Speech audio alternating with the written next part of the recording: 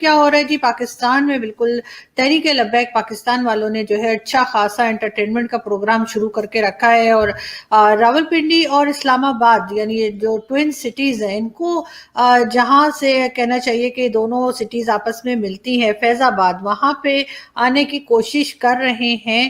شکریہ آپ نے پروگرام کو بتایا۔ صدیق، عدیل یہ بتائیے گا کہ اس وقت جو سچویشن چل رہی ہے، کردن تنظیم کا جو معاملہ چل رہا ہے، کل وزیر اعظم نے قومی سلامتی کمیٹی کا اجلاس بھی طلب کیا ہے، شہریوں کو نہیں پتا اس وقت سچویشن کیا ہے، ہر کوئی ایک دوسرے سے پوچھ رہا ہے کہ بھی کیا حالات ہیں، مذاکرات کامیاب ہوئے ہیں یا نہیں، افراتفری کا ایک عالم ہے، سڑکیں بند ہیں۔ اور کیا ہو رہا ہے جی پاکستان میں؟ بالکل تحریک لبیک پاکستان والوں نے جو ہے اچھا خاصا انٹرٹینمنٹ کا پروگرام شروع کر کے رکھا ہے، اور راولپنڈی اور اسلام آباد یعنی جو ٹوئن سٹیز ہیں ان کو جہاں سے کہنا چاہیے کہ دونوں سٹیز آپس میں ملتی ہیں، فیض آباد، وہاں پہ آنے کی کوشش کر رہے ہیں یہ تحریک لبیک پاکستان والے، اور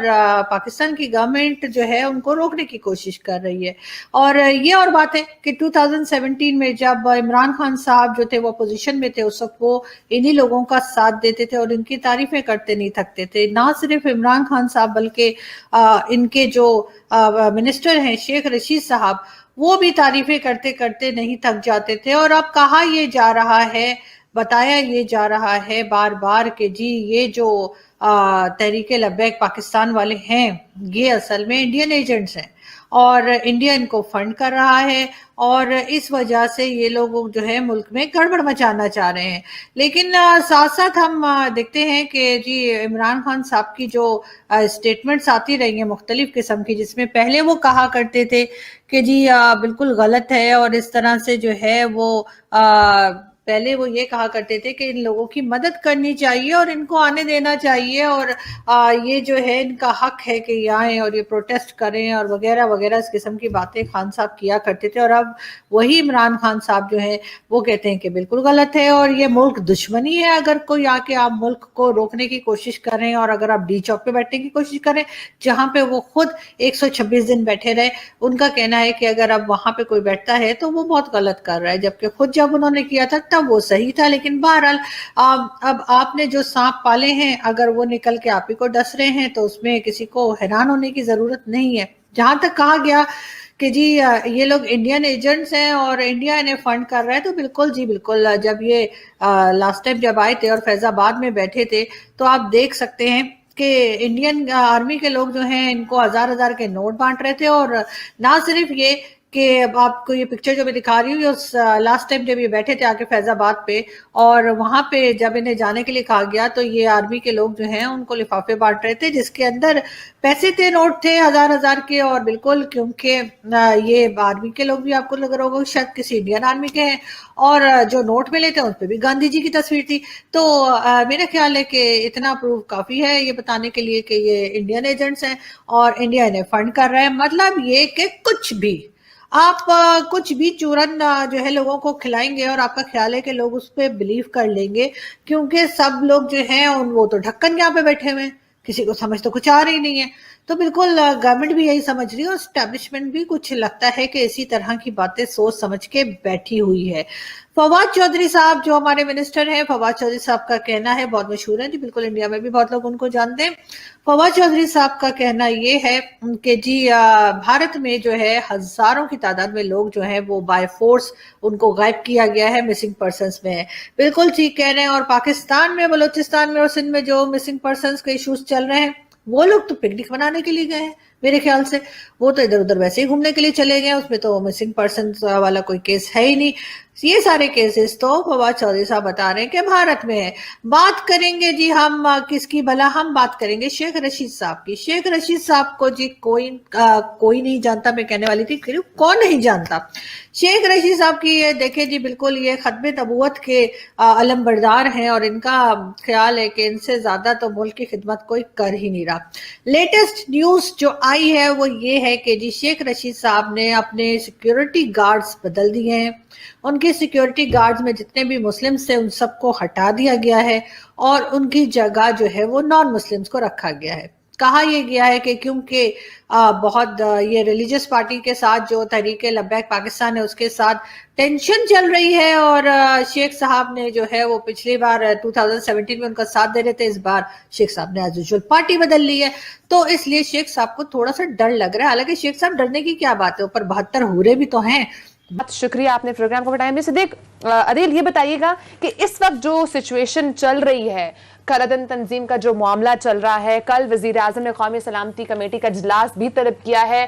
شہریوں کو نہیں پتا اس وقت سچویشن کیا ہے، ہر کوئی ایک دوسرے سے پوچھ رہا ہے کہ بھی کیا حالات ہیں، مذاکرات کامیاب ہوئے ہیں یا نہیں، افراتفری کا ایک عالم ہے، سڑکیں بند ہیں، اور اگر ہم انڈسٹریل ہب کی بات کریں تو وہ بھی اس وقت جام ہو چکا ہے، ایک غیر یقینی کی صورتحال اس وقت ہم دیکھ رہے ہیں بہت زیادہ پریویل کر رہی ہے۔ ابھی تو میں سب سے پہلے جاننا چاہوں گی آپ سے کہ اس وقت کیا سچویشن ہے، یہ احتجاج کہاں پر پہنچا ہے اور آگے ان کا کیا لائحہ عمل ہے، مذاکرات اس وقت کہاں تک پہنچے ہیں، پھر آگے مزید بھی اس پہ بات کرتے ہیں۔ جی ماریا، جو مختلف نمائندگان سے ہماری بات ہوئی ہے،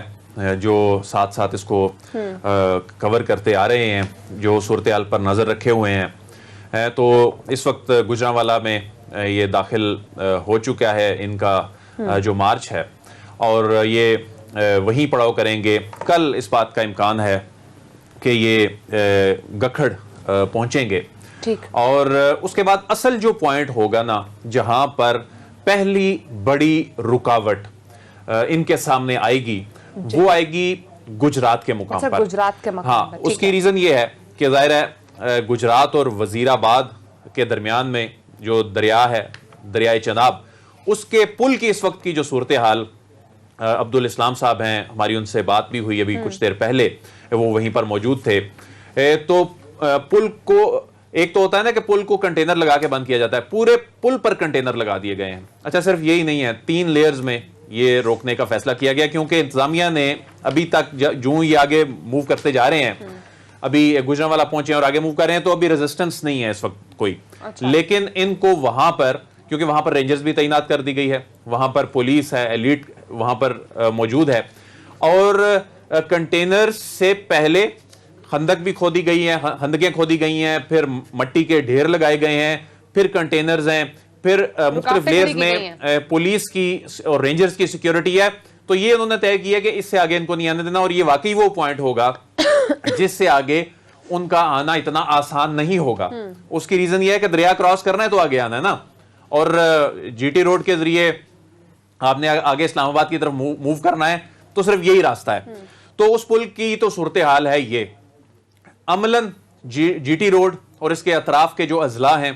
مکمل طور پر مفلوج ہو چکے ہیں، وہاں پر بہت سارے علاقوں میں انٹرنیٹ سروس بند ہے، جو انڈسٹریل ہب ہے یہ مکمل طور پر یہ بند ہو چکا ہے، اربوں روپے کا نقصان ہو رہا ہے، اور 1 ہفتے سے یہ صورتحال جاری ہے کہ وہاں کے شہریوں کی زندگی اجیرن ہو چکی ہے، اس وجہ سے کہ وہاں پر ٹریفک کا تو ہے اس وقت سوچا ہی نہیں جا سکتا، کیونکہ جس طرح اس کو سیل کیا گیا ہے جی ٹی روڈ کو، لیکن جو سفر کر رہے ہیں وہاں کے عوام کر رہے ہیں، اور یہ معاملہ اب آگے بھی راول پنڈی، اسلام آباد میں بھی، اور خاص طور پہ فیض آباد کے مقام پر بھی جو کنٹینرز ہیں یہ جگہ جگہ پر نظر آ رہے ہیں۔ لیکن اب اصل صورتحال ہے وہ یہ ہے کہ ایک جانب جو وفاقی وزراء کی جانب سے بیانات دیے جا رہے ہیں کہ ریاست کے خلاف یہ جو کچھ ہو رہا ہے ان میں کسی صورت ان کو نہیں چھوڑا جائے گا، لیکن دوسری جانب مذاکرات بھی ہو رہے ہیں، اور ان مذاکرات میں جو بتایا جا رہا ہے کہ سعد رضوی صاحب کو یہاں لا کے مذاکرات ہو رہے ہیں، اور 2 شورا کے لوگ بھی ہیں ان کے ساتھ جو مذاکرات کر رہے ہیں، اور یہ بھی بتایا جا رہا ہے کہ جی شیخ رشید صاحب ہیں، نور اللہ قادری صاحب ہیں۔ یہ بڑی حیران کن بات ضرور ہے کہ ایک جانب وفاقی وزراء یہ بیان دے رہے ہیں، اور وفاقی وزراء کے متضاد بیانات بھی ہیں۔ فیصل وابڈا صاحب کچھ بیان دیتے ہیں، وہ تو پچھلے معاہدے کے بارے میں یہ کہہ دیتے ہیں کہ وزیر اعظم کو علم ہی نہیں تھا۔ یہ بہت حیران کن ہے کہ یعنی اتنا بڑا ایک ہو رہا ہے، ہیپننگ ہو رہی ہے، اور اس میں وہ ٹیلی ویژن چینلز پہ چیزیں چل رہی ہیں، نظام زندگی اس وقت بھی مفلوج ہو چکا تھا اور وزیر اعظم کو علم نہیں ہے۔ یہ بڑا حیران کن بیان ہے۔ پھر فاروق حبیب صاحب جو ہیں انہوں نے یہ کہا ہے کہ معاہدہ اس وقت ہوتا ہے جب پاسداری ہو، اور انہوں نے یہ بھی کہا ہے کہ ڈنڈے کے زور پر بات منوانے کی ضد پوری نہیں ہوگی۔ اور جو فواد چودھری صاحب ہیں ان کا جو ٹویٹ ہے کہ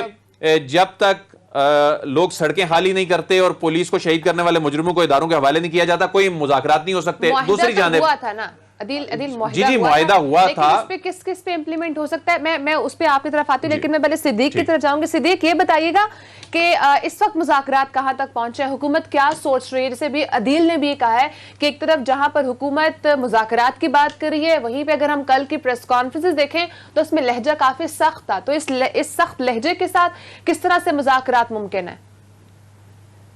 देखिए मारिया, एक तो मैं सबसे पहले आपको ये बताता हूँ कि साद रिजवी साहब को इस्लामाबाद क्यों लाया गया है।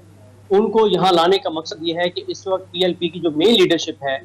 वो सारी की सारी क्योंकि गिरफ्तार थी। इस वक्त सेकंड और थर्ड ईयर की जो लीडरशिप है वो इस वक्त इस धरने को लीड कर रही है। और मसला ये है कि उनको कारकुनान उस तरह से एक्सेप्ट ही नहीं करते और उनके अंदर भी तकसीम है। एक ग्रुप है वो कहता है जी ये बात हमारी हो गई है, हमने इस तरफ जाना है। दूसरा ग्रुप कुछ कहता है। तो इस वक्त PLP भी दो हिस्सों में तकसीम है। साद रिजवी साहब को लाने का मकसद यह है कि उनके साथ बराह मुज़ाकरात किए जाए, उनकी मौजूदगी में उनके शुरा के अरकान से बातचीत की जाए। उसकी रीजन यह है कि साद रिजवी साहब के हवाले से बताया शेख रशीद साहब ने कि वो बहुत ताउन कर रहे हैं, लेकिन जब इदारे और हुकूमत ने जब बातचीत तय कर ली साद रिजवी के साथ और उसके बाद शुरा के अरकान से बात की तो शुरा के अरकान कुछ और कहते रहे। तो अब इन सबको इकट्ठे बिठाकर इनसे बात की जा रही है ताकि ये ना हो कि ये आपस में तकसीम हो।